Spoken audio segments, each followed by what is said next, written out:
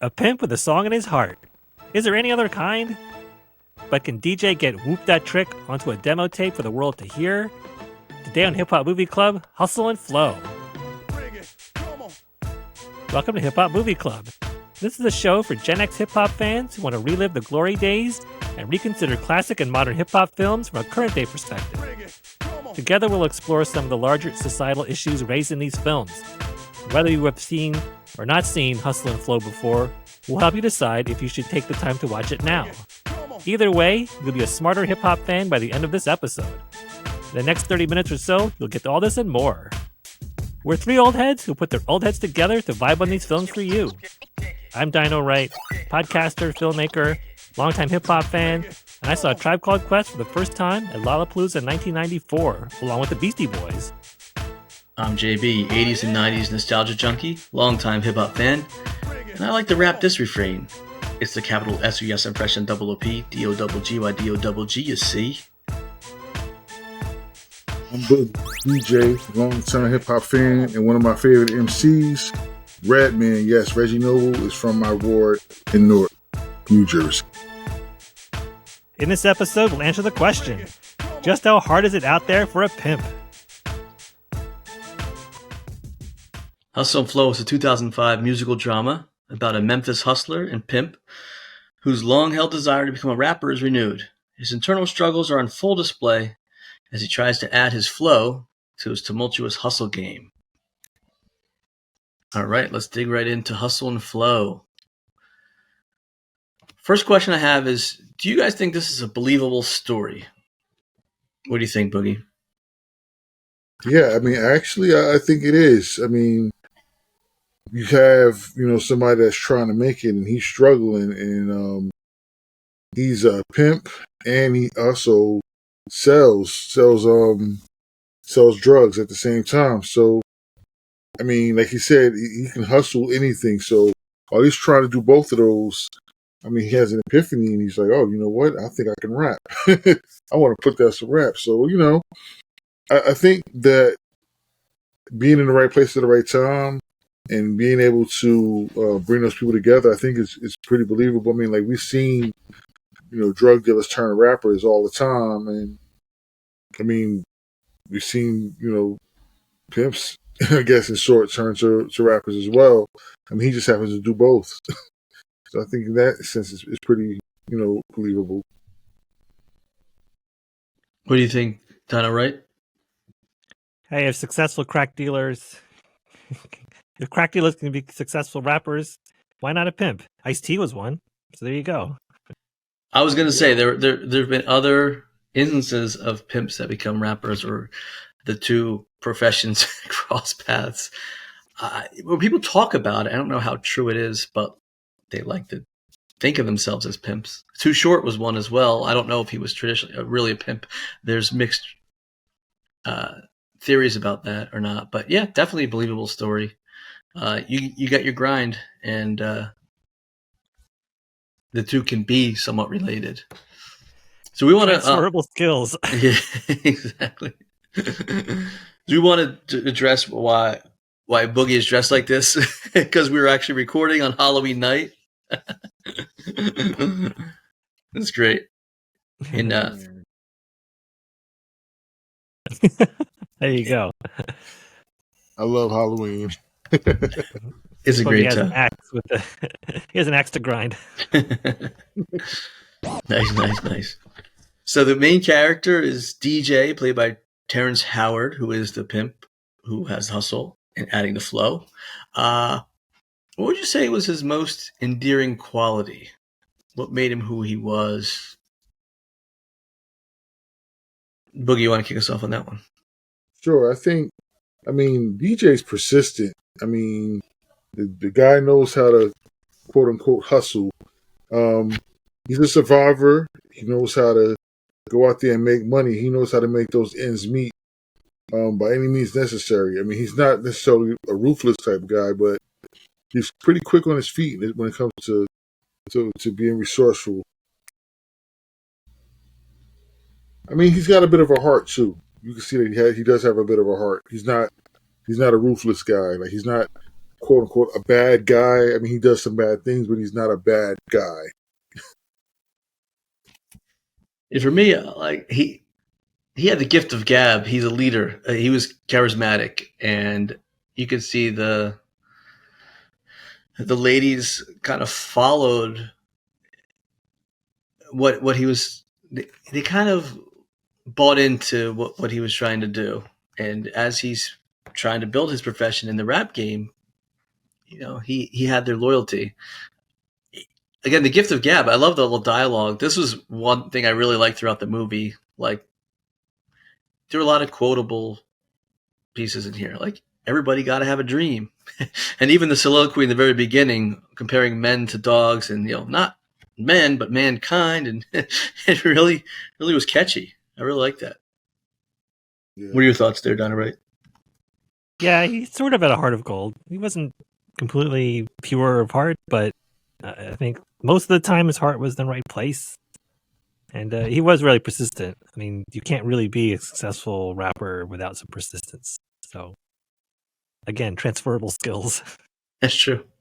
I mean, he was a little bit abusive, like slightly physical and verbal abusive, which is difficult to see, but he is his upbringing, not to justify it. But again, his heart was in the right place. Yeah, you kind of you're rooting for him to be successful. You want the him to put down some good tracks and make a nice demo, and you want to see where it'll take him. And then, like, even when he's going off finally at the end to go meet with Skinny Black, you're like, all right, please let this kick off the way it's supposed to happen. And you're rooting for him. Yep. Yeah, you're rooting for him to get out of the situation, and the rap game is the way to get out for him. Right. Yeah, there were some intense scenes in this movie. I'll kick it off with like talking about a one or two, and then we can kind of share thoughts about that. One was like when DJay pimps out Nola to get the new microphone, and they were cash strapped, and he kind of sold her body to the I guess the audio store guy, and she snaps at him, and she was humiliated, and she was very upset about it, and she was like kind of had enough. She reached her peak of what she could go through, and that was a pretty intense scene. And I think he kind of said, I'll do something for you, and we'll get you in front of the microphone and have you be a part of this. That was intense. Boogie, what other like intense scenes were there in this film? Yeah, just piggyback off of that scene with Nola, man. When he was trying to calm her down, there was one line that she said in that exchange that really stuck with me. She looked at him, she said, D, I know when you're messing with my head because I let you. Because sometimes my head needs to be messed with. But right now, just don't, okay? It's like, wow. It's like that was very good. It's like she let him know, like, listen, like, you're not as sharp as you think you are. You say things, I listen to you, but I also let things happen, not because of what you said, but because in my head, I'm trying to find a way to escape what's going on or escape reality. And I was like, wow. Yeah, he's not so slick. Yeah, you're not as slick as you think you are. Yeah. But also there was one scene that really it was very intense. It was when Lex, who was also living in the house at one time, she was actually working as a stripper, but she was giving her money to DJay as her pimp. And there's one part where her and the two of them really get into it, and he ends up putting her out with her son. And I was just like, wow. I mean, I thought he was going to like kind of change his mind, like, all right, I just want to teach you a lesson. But now he really left them out there. And you see Suge and Nola, they're like very upset and they're like crying, but neither one of them, dared intervene, of course, but you can see the hurt on their faces as well, because they kind of had they had like a symbiotic relationship. Everybody kind of played a part. When Lex was out, Suge would watch his son, and vice versa, and Nola would chip in here and there. So they all kind of work together, and to see Legs get put out was very hard to watch. And I think one of the other scenes that was really intense was at the end with DJay finally going to meet Skinny Black and things not working out necessarily the way that he thought they would, and Skinny Black in turn didn't even listen to his demo and just kind of chucked it in the toilet. and DJay begins to snap because Skinny Black is a little drunk and he's kind of provoking him with that drunkenness, but DJay goes all in on him and just starts beating on him mercilessly. And I was like, wow, that's yeah. Did I write any other intense scenes that you noted? Well, the one we haven't mentioned yet is the actual writing session that turned into Whoop That Trick. Oh, yeah. As a musician, I appreciate the process of creating music, and I really appreciated the DIY nature of having a stack of drink holders, making that the soundproofing, and the pantyhose pop filter. It actually works. So, audio producers out there with low budgets, get yourself some pantyhose that runs in it. And working out the beat on the MPC, that's real. Yeah. They let the beat build. Yeah, the Whoop That track, that was a jam. I mean, if you haven't seen this movie or just want to see like that scene, look that up on YouTube, how they created that Whoop That Trick, because you were nodding your head to that and like really pulled you in. Suge, you mentioned Suge. She was a pregnant woman. She was a great actress. You could see her continual despair with her pregnancy and the conditions she was living in and trying to break out. She wanted more out of her life. Yeah. And Boogie, you mentioned confrontation with Skinny Black. When he first meets up with Skinny Black, played by Ludacris just looks right past him, starts talking to other guys, and like he doesn't even remember him from back in the day when they used to kind of know each other from growing up in the same area and listening to the demo tapes. But also, yeah, the fit of rage because DJay nearly beats him to death after he finds his tape in the toilet. And then the climax is that, the member of Black's entourage comes in, pulls out his gun, and it just chaos ensues. He shoots him and then escapes, and et cetera, et cetera. Very intense scenes. Really well done. Great cinematography. And even that scene with the exchange between DJay and Skinny Black and Skinny Black's entourage as he leaves, that leads into another intense scene. Once DJay arrives home, and the police are just waiting at his home for him, and try to place him under arrest. And witnesses from the club are there, and they're kind of pointing at him, fingering him, like there he goes, right there. And as the police are putting him in cuffs, and you see Suge, pregnant Suge breaking down, and Nola's crying and trying to figure out what to do. And one of Skinny Black's guys assaults DJay while he's in handcuffs, and everybody's trying to break it up. That was a tough scene right there as well. Yeah, it definitely was. When the cops, he was handcuffed. What I like is that he's handcuffed. He actually puts Nola in charge of the music. He's shouting, "You're in charge now." And in fact, Nola is my favorite character besides DJay. And I'll ask you guys the same, who's your favorite character? Because you could tell that she had a desire for something greater. And it's kind of refreshing to see that she learned how to hustle from observing DJay. She kind of absorbed it. And when he is imprisoned, she pounded the pavement and got a song on the hit radio station. So I loved her determination. Even though she didn't seemingly have a great education, she became street smart and persistent, just like DJay. Who was your favorite character besides DJay, and why? Yeah, I think definitely. I have a combo. It's like I like Suge, and Nola was definitely, she was a real one. I mean, as far as like you said, she took that, she was in charge and she ran with it.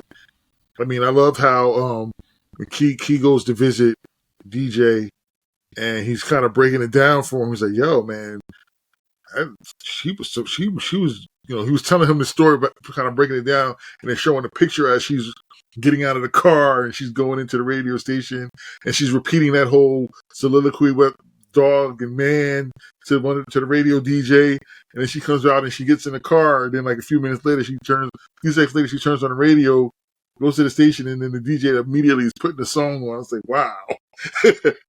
But so yeah, like you said, you know, just the fact that she was able to absorb and learn from her situation, so that she can get out of it herself. Because yeah, I mean, the fact that if DJ makes it big, I mean, yeah, that's a chance for her to use that as an escape route as well. But I love Suge's character as well, and I love the way she was portrayed.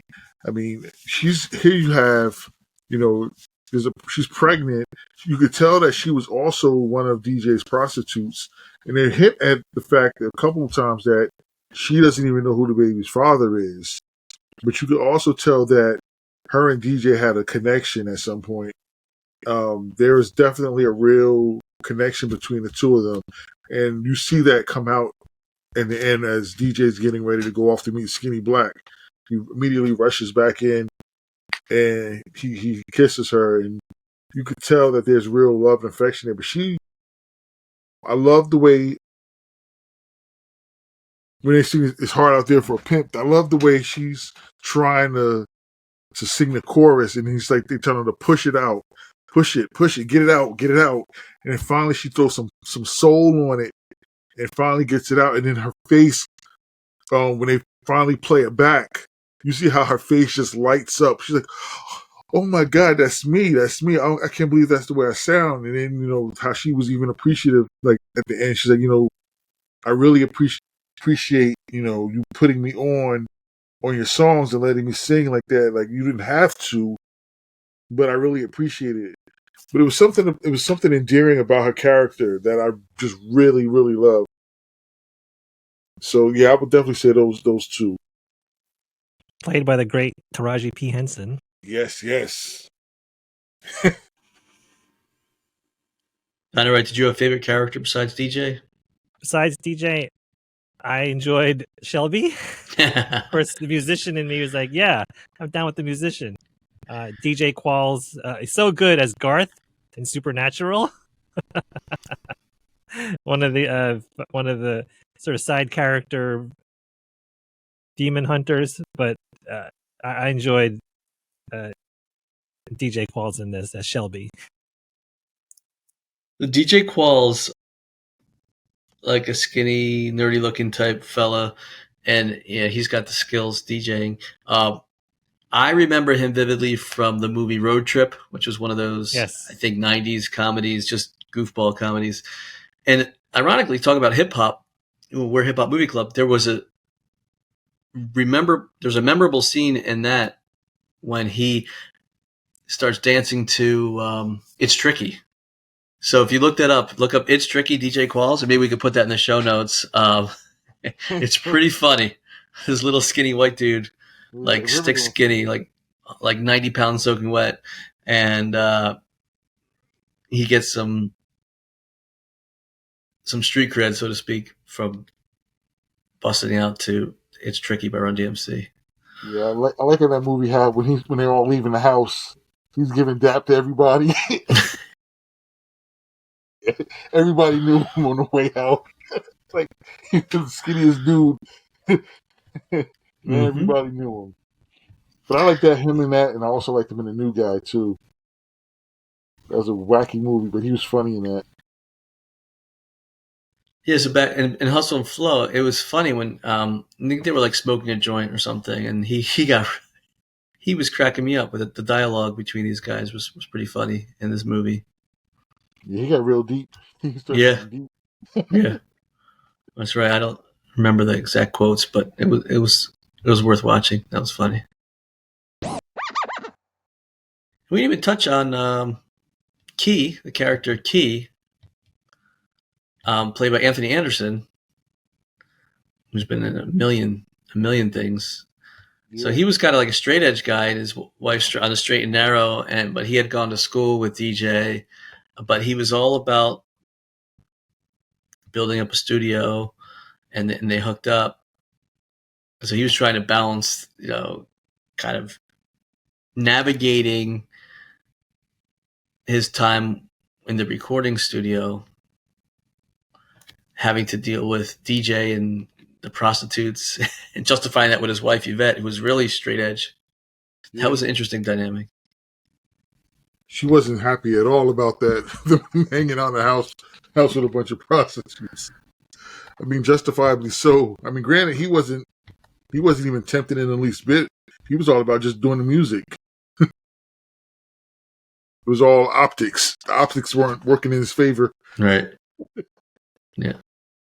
There was a funny quote that I recorded from Key's dialogue. Anthony Anderson's character, he said there's two types of people: those that talk the talk and those that walk the walk. People who walk the walk sometimes talk the talk, but most times they don't talk at all because they're walking. Now, people who talk the talk, when it comes time for them to walk the walk, you know what they do? They talk people like me into walking for them. I was just like, what? My head was spinning, but it made a lot of sense. Yeah. It did eventually make sense. It did make sense. Yeah, I was cracking up with that. So back to Nola's character, she's played by Taryn Manning. Where have we seen her before, Boogie, you recall? Yeah, I remember her. She B Rabbit's ex-girlfriend at 8 Miles, Janine. Yep. It was funny because I looked at her and I was like, wait a minute, I know her from somewhere, and I couldn't put my finger on it. And my mom was like, yeah, she was in 8 Mile. I was like, oh yeah. There we go. Yeah. And researching, she's been in a lot of things. She was in Orange is the New Black, which was a popular Netflix series for many years. DJ's rapping style, like I said, he was good. Those tracks that he put out were really catchy. Whose style do you think he was most similar to? Is there another rapper out there that you're like, kind of sounds like this? I'm getting this type of vibe from. What do you guys think? I kept going back and forth on that one. I was trying to figure out who kind of reminded me of. I think with that, like, Whoop That Trick, the chorus was kind of like Lil Jon and Eastside Boys almost, that chorus. But I think his flow, it kind of reminded me a little bit of T.I., a little bit of Too Short. You could definitely, I mean, I would never compare to anyone in the Northeast. So I would definitely think he's got that typical Southern draw. I'm trying to think, maybe Slim Thug, maybe a little too. Yeah, I listed Too Short as one that I compared him to, or maybe a little bit of Master P. Okay. And then he had a little bit of that gruff sound like DMX, not to that extreme, but the way he came out with that Whoop That Trick, it was kind of like the cadence of it, maybe a little bit. Yeah, because it was in your face. It, Yeah. So I was thinking a combination of like DMX, Master P, and Too Short. Did I write any other comparisons?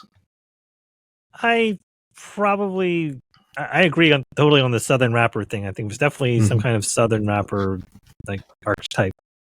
I thought there was a little bit of Ludacris in it, not much, and like one like whiff of Tupac. It was not like the subject matter was not the same, but I think there was something in the lyrical delivery. There's something in there. I was like, I thought I've heard this in Tupac, maybe, but yeah, I would agree that there's at least a Southern rapper thing that's going on. Yeah, it makes sense. Memphis is where it takes place. Mm-hmm. And we were joking before the way Terrence Howard says, man.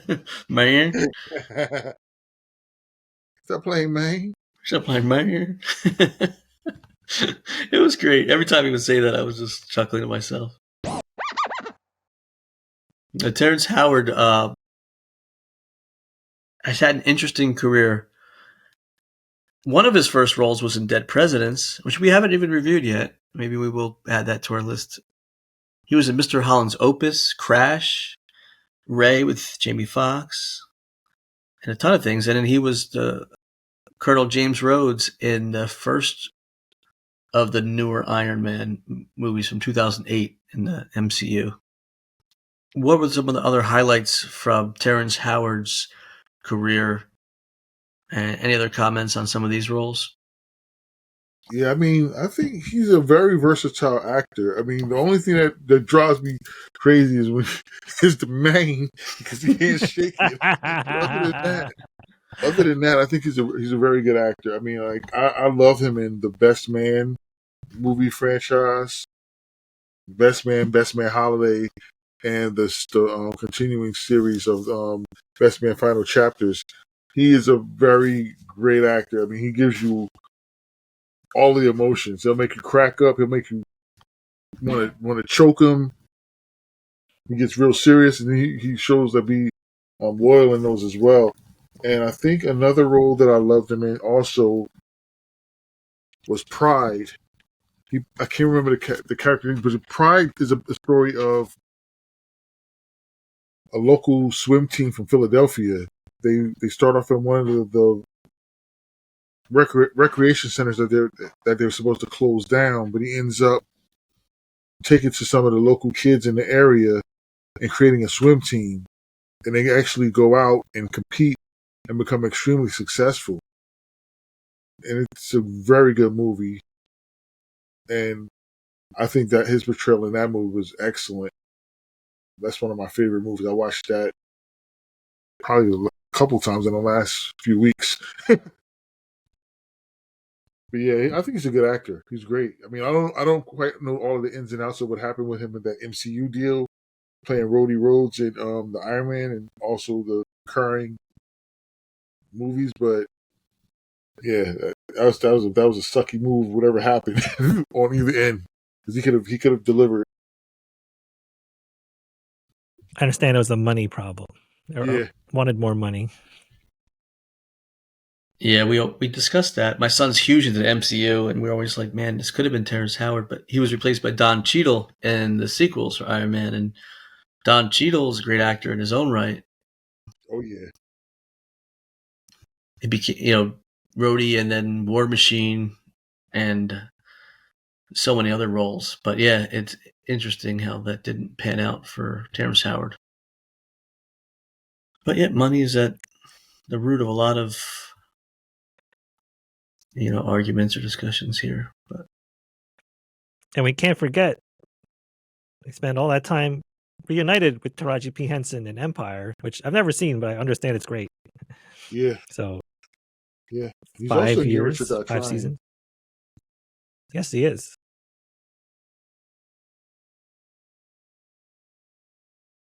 We're gonna review it next. That's next. Yep. But Terrence Howard was nominated for the Academy Award for Best Actor for his role as DJay. And you remember, It's Hard Out Here for a Pimp won the award for one of the awards for Best Song. Best Original Song. Original Song, yeah. By 3 6 Mafia, right? Is that it? Or... Ding, ding, ding, ding, ding.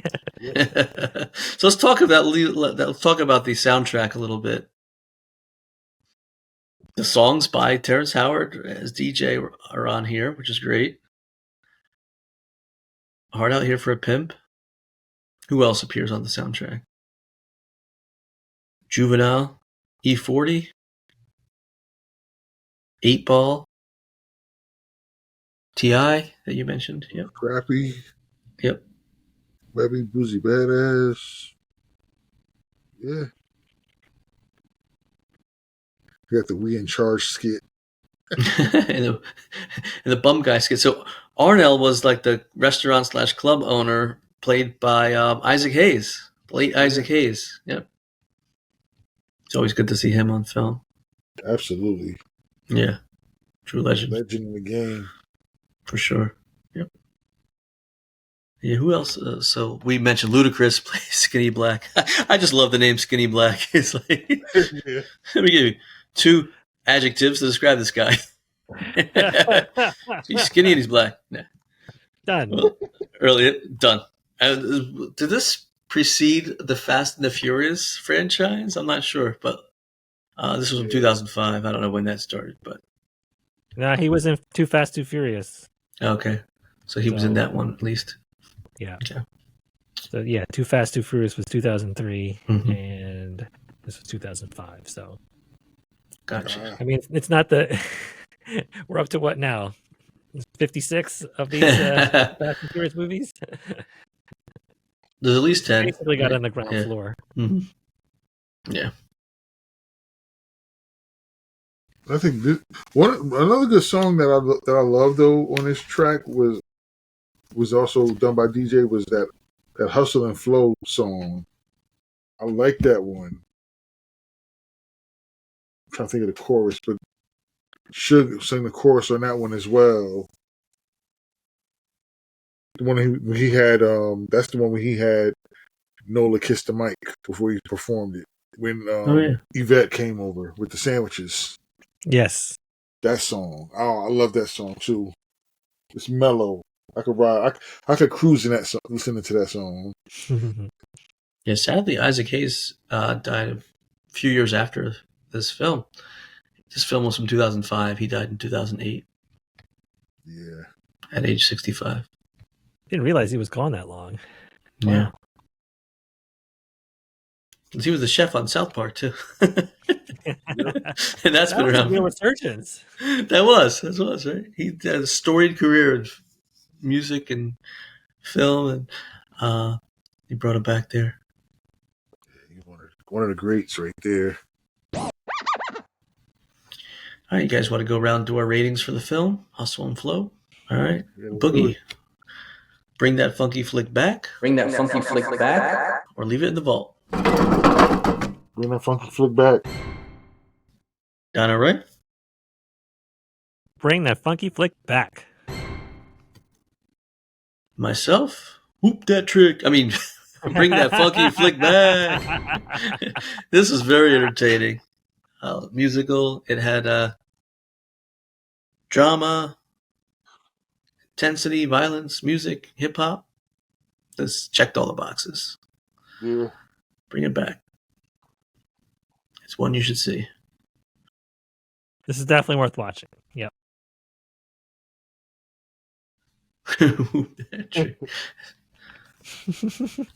This probably was rated well on Rotten Tomatoes. Let's see. 82% tomato meter and 83% audience score. A lot of times those two don't really jive. Sometimes the audience likes it much more than the critics, or vice versa. But yeah, this is loved by many. We're all in agreement. That's right. Yeah, it's not a perfect film, but it's definitely enjoyable, definitely entertaining. It'll give you all of the emotions. And this was John Singleton, right? He was the producer, I think. Produced it. Okay. One of them. Let's see. Who directed? Craig Brewer. Brewer. That's written and directed by Craig Brewer. Yeah.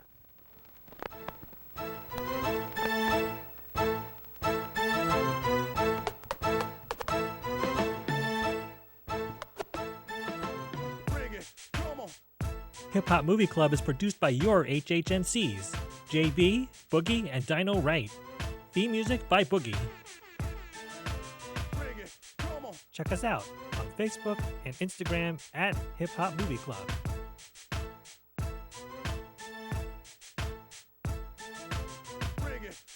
On the next episode of the Hip Hop Movie Club podcast, your HHMCs will review Get Rich or Die Trying. Subscribe now in your favorite podcast app and you won't miss it. Shout out to you listeners. Thanks for tuning in. Remember, don't hate, illuminate. Illuminate. Light it up.